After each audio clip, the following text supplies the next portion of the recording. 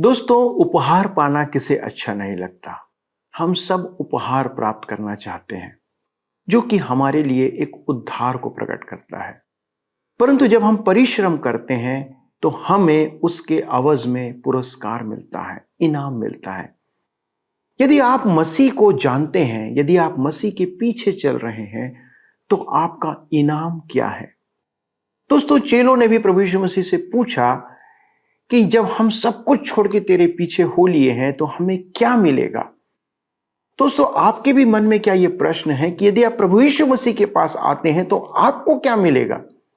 यदि आप जानना चाहते हैं कि इसका उत्तर क्या है, कि आपका उपहार क्या होगा, आपका इनाम क्या होगा, तो कृपया इस अध्ययन में शामिल होकर हमारे साथ जानिए कि आपको कौन सा इनाम प्रभु यीशु मसीह के पास आने से मिलेगा।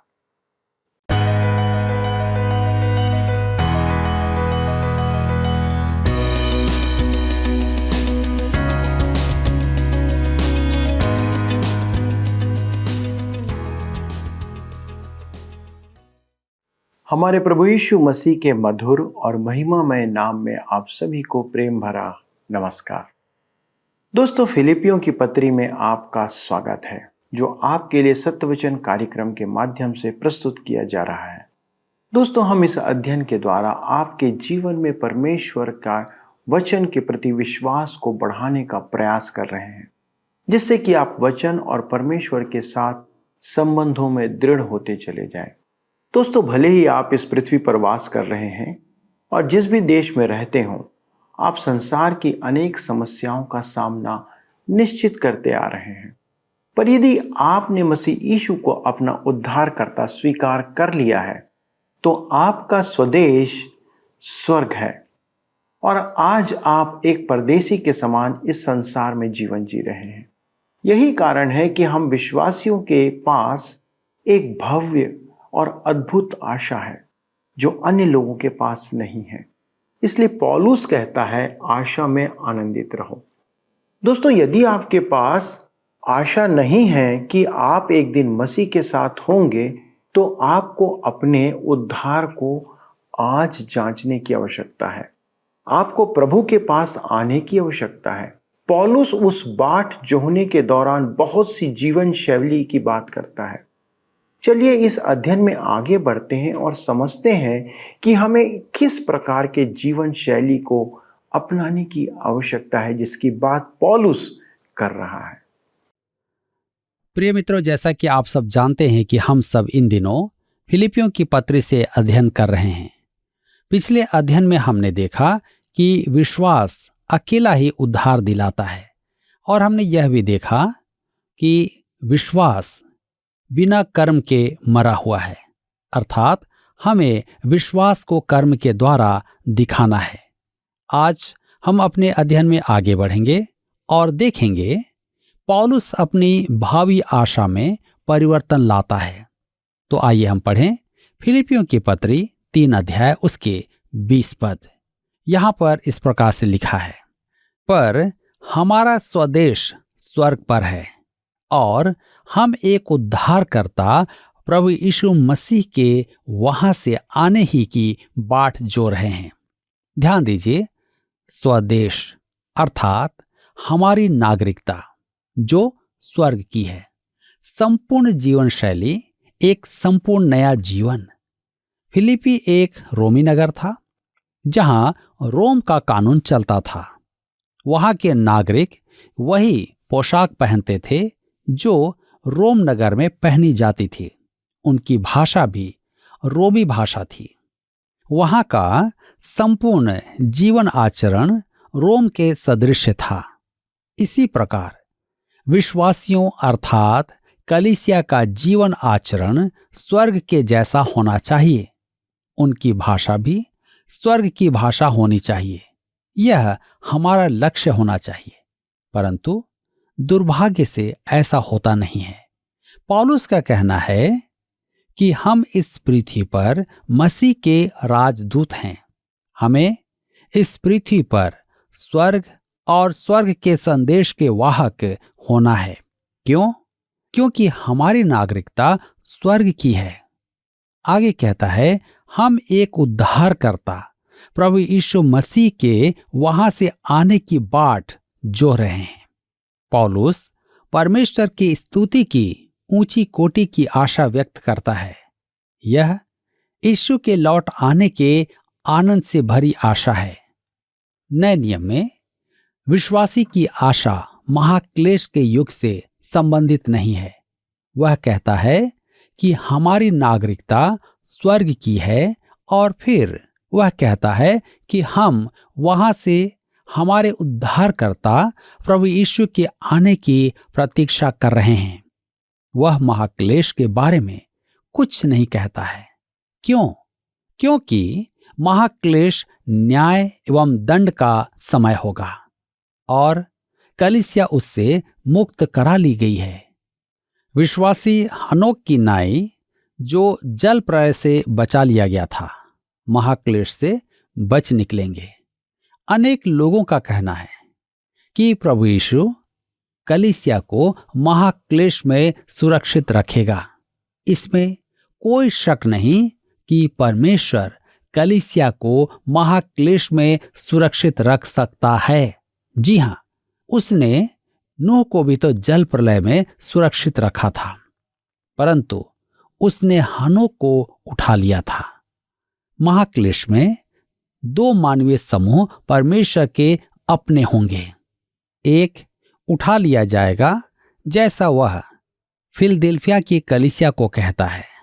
प्रकाशित वाक्य की पुस्तक 3 अध्याय उसके 10 पद में लिखा है, तूने मेरे धीरज के वचन को थामा है, इसलिए मैं भी तुझे परीक्षा के उस समय बचा रखूंगा जो पृथ्वी पर रहने वालों के परखने के लिए संसार पर आने वाला है।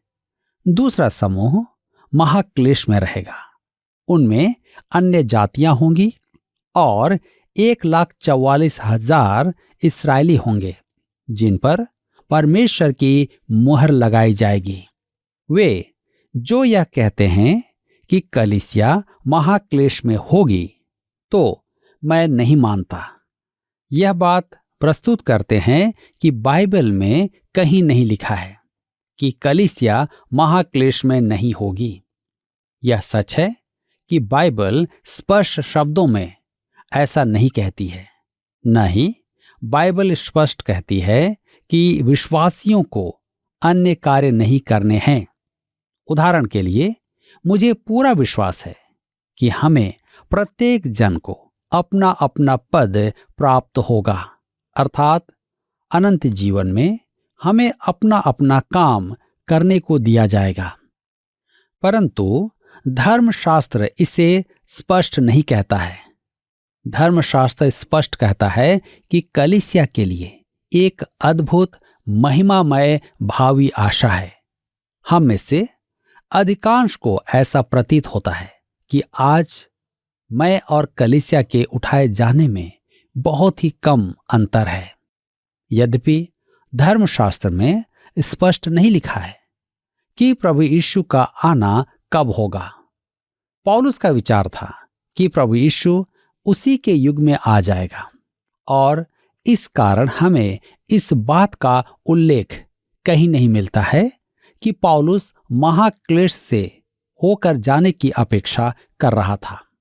मेरे प्रियो, यहां पर हम देखते हैं, यद्यपि उसके जीवन में कष्टों की कमी नहीं थी, परंतु उसने उन्हें महाक्लेश नहीं कहा। पौलुस बड़ी आशा से कहता है, हमारा स्वदेश स्वर्ग पर है और हम एक उद्धारकर्ता प्रभु यीशु मसीह के वहां से आने की बाट जोह रहे हैं। एक महाक्लेश के बाद नहीं, मेरी बाइबल में तो ऐसा नहीं लिखा है। बाइबल में ऐसा कहीं नहीं लिखा है कि कलीसिया महाक्लेश में होगी। पौलुस की आनंदमयी आशा इस बात की थी कि वह मसीह की बाट जोह रहा है, महाक्लेश की नहीं।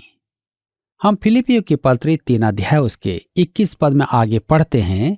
यहां पर लिखा है, वह अपनी शक्ति के उस प्रभाव के अनुसार जिसके द्वारा वह सब वस्तुओं को अपने वश में कर सकता है। हमारी दीनहीन देह का रूप बदलकर अपनी महिमा की देह के अनुकूल बना देगा।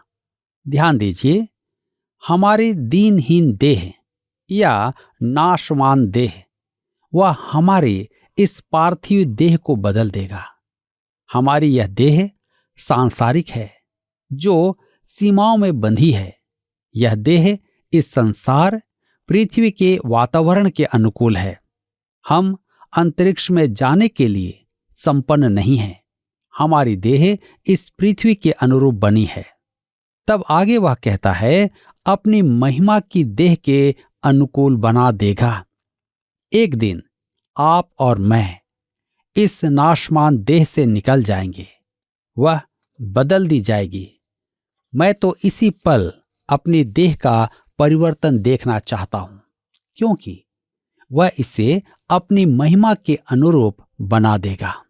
जी हां, यह देह वैसी हो जाएगी जैसे कि पुनरुत्थान के बाद मसीह की देह थी, महिमा की देह, जिसका उल्लेख पौलुस पहला कुरिन्थियों की पत्री 15 अध्याय उसके 51 और 52 पद में करता है। कहता है, देखो मैं तुमसे भेद की बात कहता हूं, हम सब नहीं सोएंगे, परंतु हम सब बदल जाएंगे, और यह सब क्षण भर में पलक मारते ही अंतिम तुरही फूंकते ही होगा। क्योंकि तुरही फूंकी जाएगी और मुर्दे अविनाशी दशा में उठाए जाएंगे। मुख्य बात यह है कि यह काम अचानक होगा, जब तुरही बजेगी। मेरे मित्रों, इस बाइबल अंश के गलत अर्थानुवाद के संबंध में कुछ लोगों का सोचना है कि यह तुरही फूंकने वाला स्वर्गदूत उन स्वर्गदूतों में से एक है जिनका उल्लेख प्रकाशित वाक्य की पुस्तक में है।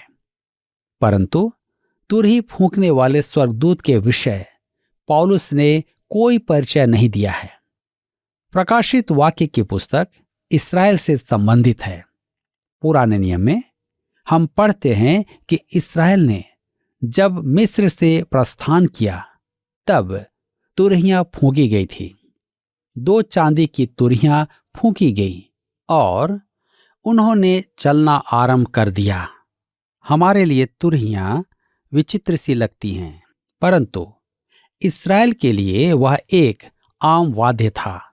आपको शायद याद होगा कि अंतिम तुरही का उल्लेख पहला थिस्सलुनीकियों की पत्री 4 अध्याय और उसके 16 पद में उठाए जाने के संबंध में है। प्रभु आप ही स्वर्ग से उतरेगा। उस समय ललकार और प्रधान स्वर्गदूत का शब्द सुनाई देगा और परमेश्वर की तुरही फूंकी जाएगी, और जो मसीह में मरे हैं वे पहले जी उठेंगे। ध्यान दें कि यह परमेश्वर की तुरही है। जिब्राइल को यह तुरही किसने दी और कहा कि वह उसे फूंकेगा? मुझे तो शक है कि क्या जिब्राइल के पास कोई तुरही है भी या नहीं। जो भी हो, लिखा है प्रभु आप ही स्वर्ग से उतरेगा। तब प्रधान स्वर्गदूत का शब्द सुनाई देगा और परमेश्वर की तुरही फूंकी जाएगी। अब प्रधान स्वर्गदूत का शब्द और परमेश्वर की तुरही दोनों प्रभु के स्वर की महिमा और सम्मान का प्रतीक है। उसका स्वर तीव्र और भयावह होगा। देखिए यूहन्ना महिमामय प्रभु यीशु के स्वर का कैसा वर्णन करता है। प्रकाशित वाक्य की पुस्तक 1 अध्याय उसके 10 पद में हम पढ़ते हैं। यहां पर लिखा है, मैं प्रभु के दिन आत्मा में आ गया और अपने पीछे तुरही का सा शब्द यह कहते सुना। उसने मुड़कर देखा, वह प्रभु यीशु का स्वर था। कलीसिया के संबंध में तुरहियां नहीं हैं। आज हमारे लिए प्रभु का वचन प्रकाशित वाक्य की पुस्तक 3 अध्याय उसके 20 पद में लिखा है, देख मैं द्वार पर खड़ा हुआ खटखटाता हूं। यदि कोई मेरा शब्द सुनकर द्वार खोलेगा तो मैं उसके पास भीतर आकर उसके साथ भोजन करूंगा और वह मेरे साथ। यह उसकी अंतिम पुकार है, रात्रि भोज की पुकार। यह महाक्लेश की रात के आने से पूर्व प्रभु की पुकार है। द्वार खुलने पर इस पृथ्वी से विश्वास के विमोचन मंच पर उपस्थित मनुष्यों के एक समूह का प्रस्थान क्षण भर में इस पृथ्वी से होगा। वे महाक्लेश के समय इस पृथ्वी पर नहीं होंगे। मेरे विचार में वे जो कलीसिया को महाक्लेश में रखना चाहते हैं, उनका विचार डांवाडोल है। कुछ बुद्धिजीवी भी इस विचार पर विश्वास करते हैं। मैंने देखा है कि ये लोग दर्शन शास्त्र, मनोविज्ञान और इतिहास आदि के अध्ययन में समय लगाते हैं, पर परमेश्वर के वचन के अध्ययन में नहीं, न ही समय देते हैं। पौलुस कहता है, हमारी दीनहीन देह को बदलकर अपनी महिमा की देह के अनुकूल बना देगा। यह ठीक वही विचार है जो यूहन्ना अपनी पहली पत्री में कहता है। पहला यूहन्ना की पत्री 3 अध्याय उसके 2 पद में लिखा है, हे प्रियो, अब हम परमेश्वर की संतान हैं और अभी तक यह प्रकट नहीं हुआ है कि हम क्या कुछ होंगे। इतना जानते हैं कि जब वह प्रकट होगा तो हम उसके समान होंगे, क्योंकि उसको वैसा ही देखेंगे जैसा वह है। प्रभु यीशु अभी तक दोबारा नहीं आया है, परंतु जब वह आएगा तो हम उसके समान होंगे। इससे उच्च कोटि की आशा पर ध्यान दें, अपेक्षा और उत्साह पर ध्यान दें। यह मसीह के फिर आने की एक महान आशा है। जी हां, यहां पौलुस या यूहन्ना द्वारा कलीसिया के महाक्लेश में होने का लेश मात्र भी संकेत या संदेश नहीं मिलता है। पौलुस के पास एक भावी आशा थी। आपकी भावी आशा क्या है? क्या उस महाक्लेश की आशा है? मेरे मित्रों, यदि यह आपका भविष्य है तो आप एक निराश मनुष्य के समान आशाहीन हैं।